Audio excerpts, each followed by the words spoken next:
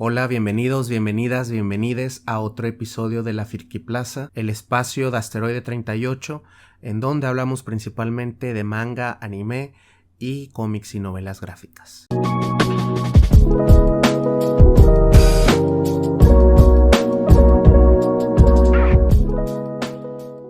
En esta ocasión quiero hablarles de uno de los Big Three. Y bueno, yo no siempre fui lo que conocemos como un otaku. A partir de que conocí a Emma y ella me insistió varias veces en acercarme a este tipo de lecturas, me convertí en uno. Fue la mejor decisión que he tomado. Y muchos de mis amigos otakus me comentan que en algún punto tengo que leer de los tres grandes o de Big Three. ¿Qué es esto? Es básicamente One Piece, Bleach y Naruto. Se les conoce así porque en un momento de crisis, la Shonen Jump, la revista en donde salen en Japón, estaba en crisis financiera y fueron estos tres mangas los que la rescataron. Bueno, son mangas largos, en algún momento de mi vida me gustaría leerlo, pero por el momento estoy leyendo la que yo considero el más famoso, bueno, creo que se puede decir que es el más famoso, que es One Piece. Voy justo en esta parte. Y varios amigos particularmente fueron insistentes con One Piece. El comentario, ¿no?, que siempre me hacían es que es una obra maestra. Y a pesar de ir en el tomo 37, les doy la razón completamente. ¿Por qué leer One Piece? Básicamente porque cada personaje es sumamente humano y su deseo es de alguna manera puro. Por ejemplo, tenemos a Luffy, que él escuchó este gran mito del pirata, del gran pirata que enterró un gran tesoro y él dice: yo quiero ser ese gran pirata que va a encontrar ese tesoro.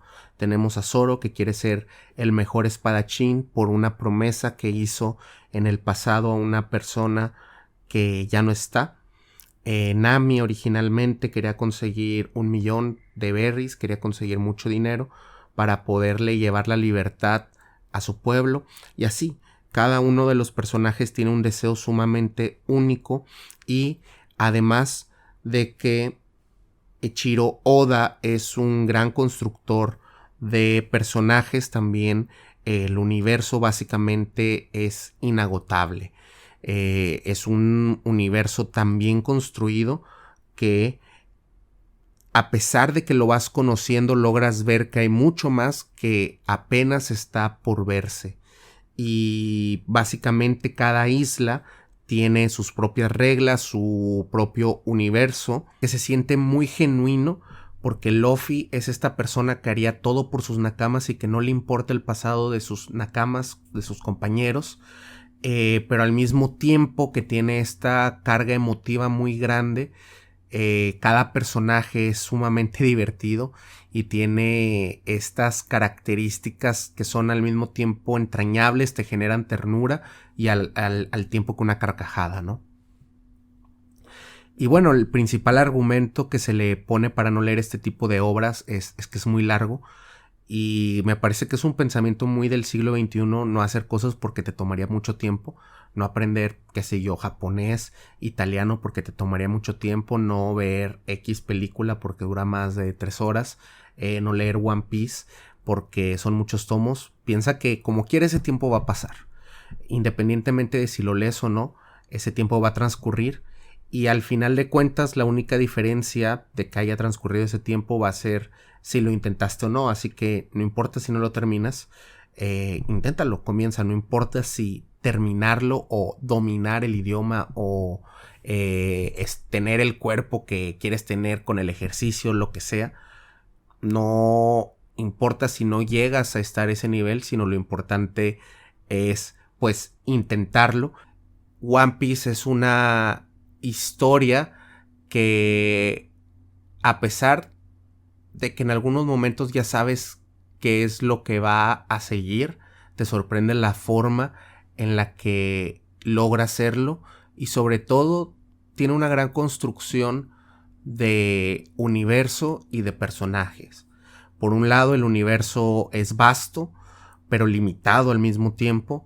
Tiene sus reglas y sus divisiones, y cada espacio de este universo, es decir, cada microcosmos dentro de este gran cosmos, ¿no? Puede tener sus propias reglas que son diferentes a las otras, pues como bien lo dice, islas, ¿no? Un pirata, al final de cuentas la historia sobre piratas, va a diferentes islas y en este universo pues todo es posible. Básicamente puede haber un mar en el cielo de nubes, donde ahí hay una isla y varias civilizaciones conviviendo de diferentes formas. Y bueno, el nombre de One Piece es un tropo llamado MacGuffin. ¿Qué es un tropo? Un tropo es una estructura de escritura creativa que se puede repetir muchas veces. Por ejemplo, la Red Pill y la Blue Pill. Cuando en Matrix Morpheus le ofrece 2 píldoras, esa estructura narrativa se vuelve una especie de fórmula, una fórmula que se puede replicar de muchas maneras y eso es un tropo. Hay una página que se llama TV Tropes que se la recomiendo bastante, en donde básicamente es un archivo de tropos y se explica mejor esto. También un tropo puede ser una historia, como por ejemplo Enemies to Lovers, que es un tropo muy vendido hoy en día. Y aquí se utiliza el tropo del MacGuffin, que es un objeto que sirve como excusa para llevar la historia hacia adelante. Hay 2 ejemplos muy conocidos en el mundo del cine. Uno es Psycho. Esta obra de Hitchcock comienza con el robo de un dinero y la persona que se roba el dinero, tú piensas que la historia se va a tratar sobre cómo huye con el dinero y que básicamente va a ser un haste novel, una historia de robo o de rapto. Y sin embargo, al final se convierte en una historia de terror más grande. El dinero, ese objeto, sirve para llevar la historia hacia adelante. En Pulp Fiction es el maletín. Y también un MacGuffin puede ser esa conducción errónea o ese giro de expectativas. Plantear una expectativa al lector y luego girar, como por ejemplo cada episodio de Los Simpsons, ¿no? Que siempre parece que se va a tratar sobre una cosa y luego se trata sobre otra, como el de la banda de Homero, cuando van a esta especie de feria y tú piensas que se va a tratar sobre ellos yendo a la feria, pero en realidad ahí encuentran en un tianguis un disco de Homero. Y en este caso el MacGuffin pues es bastante claro, el One Piece. ¿Qué es el One Piece? Es el gran tesoro pirata. Y bueno, pues han pasado más de 1000 episodios en el anime y no sabemos qué es el One Piece, ¿no? Y a estas alturas ya no importa tanto, ¿no? Por la gran historia que nos está contando. Evidentemente debe de ser algo, no pueden ser los amigos que hicimos en el camino. Yo espero algo mejor que eso, pero tiene esa estructura. Y luego el elemento del pirata está muy interesante. Agarrar este MacGuffin e insertarlo en este mundo en donde es básicamente la era pirata. Los piratas son los que rigen. Y la cuestión con los piratas es que por su estilo de vida siempre llevan la moralidad a los límites, ¿no? Los piratas son buenos o los piratas son malos. Luffy es un villano o es un héroe.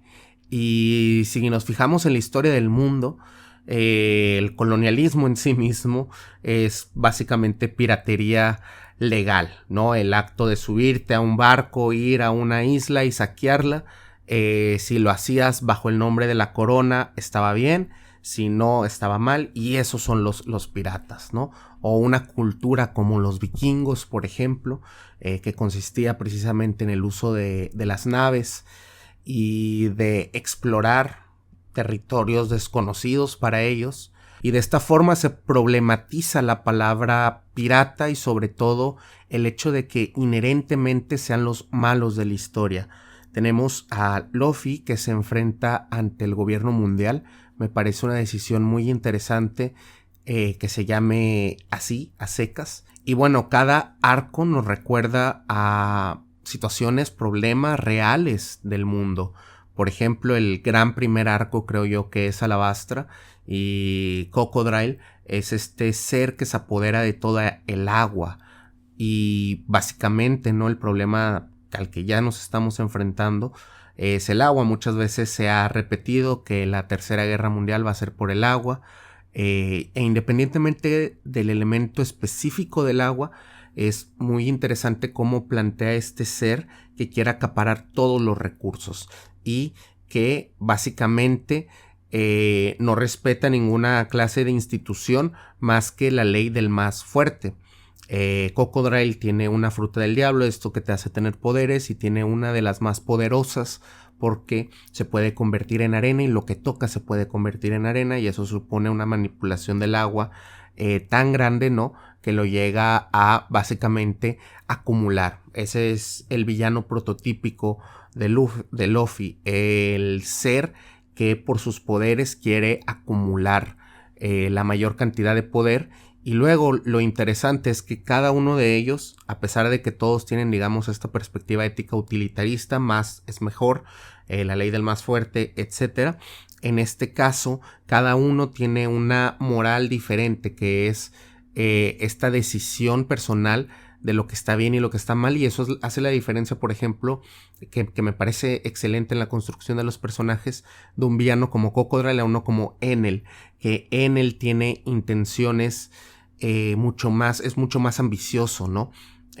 Tiene esta necesidad de ser llamado un dios, y gracias al poder que tiene consigue ser de cierta forma omnipresente, por lo menos para las personas que lo rodean. Y luego tenemos a Luffy, que él solamente quiere ser un pirata, pero quiere ser el mejor pirata. Y bueno, ya sabes que vas a llegar a una nueva isla, que va a haber un villano que tiene estas características, aunque con las diferencias que se acaban de mencionar. Y sabes que va a ser como una especie de cuarto de escape, escape room, ¿no? En donde Luffy y sus nakamas, sus compañeros, de alguna manera van a ser encerrados, sus poderes van a ser anulados, y ellos van a tener que buscar nuevas salidas que antes no habían pensado. Y sabes que lo van a lograr, pero como quiera te sorprende la forma en lo que se logra, y siempre hay un sacrificio que se tiene que hacer. Así que bueno, ¿por qué leer One Piece? Principalmente porque es muy divertido, la verdad. Tiene un sentido del humor impresionante, al mismo tiempo que es un relato épico, es un relato muy fresco, que creo que cada generación que pasa lo adopta, precisamente porque se siente. Y bueno, decidí en este momento comenzar a grabarme reaccionando a One Piece, básicamente por un plot twist que la verdad me dejó anonadado en estos últimos 2 volúmenes. Y bueno, voy a comenzar a reaccionar a partir de este momento a cada tomo que lea. Voy en el número 37. Así que nos vemos en el siguiente. Gracias.